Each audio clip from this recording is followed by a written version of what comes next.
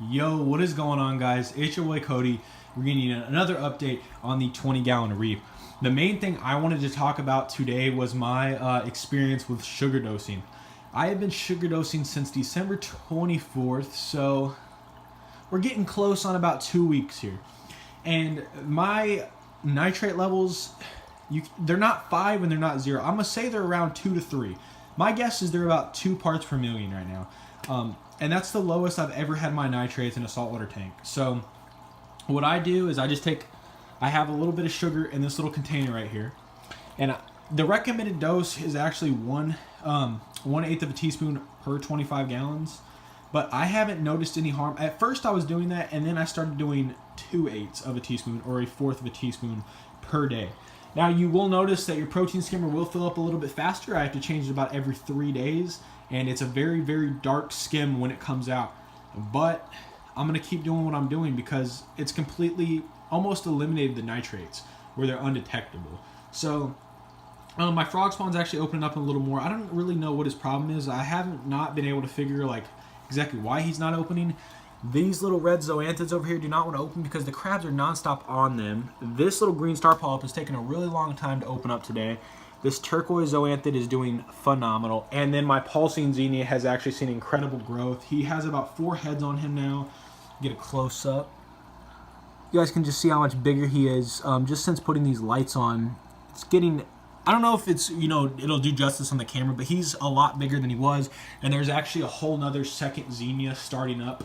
He's a little small, little frag right now, but he will get bigger. So he looks like a little piece of rock, but I know it's a new xenia starting up, and that's really, really exciting to see that.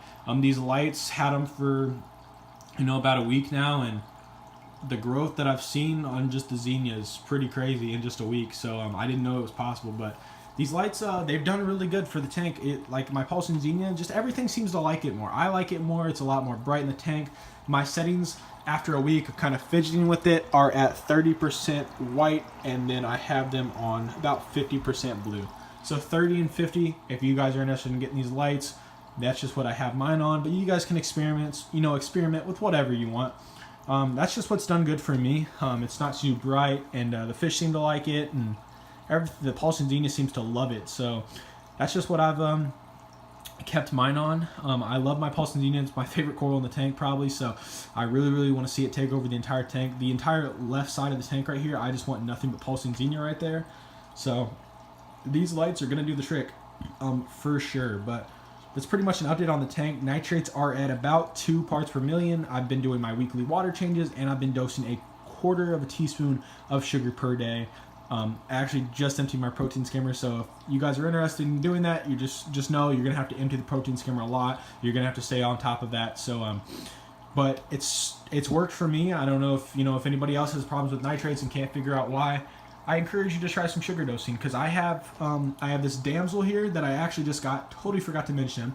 Got my new damsel, and ever since I've done that, the clownfish has been a lot more active. So, don't plan on getting any more fish. I really like how active these two are. I know damsels can be aggressive when you add new fish, so just going to leave it like this. But my clownfish is very active now. So is the damsel, so it's really cool to see. There's always movement in the tank.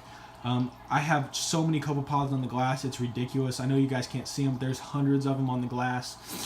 So I don't really clean my diatoms a whole lot on the front. You can't really see them on the camera. I can see them if I get really close to the tank, but I just kind of leave it as a food source for the pods. That's pretty much it for this update. Peace out, guys.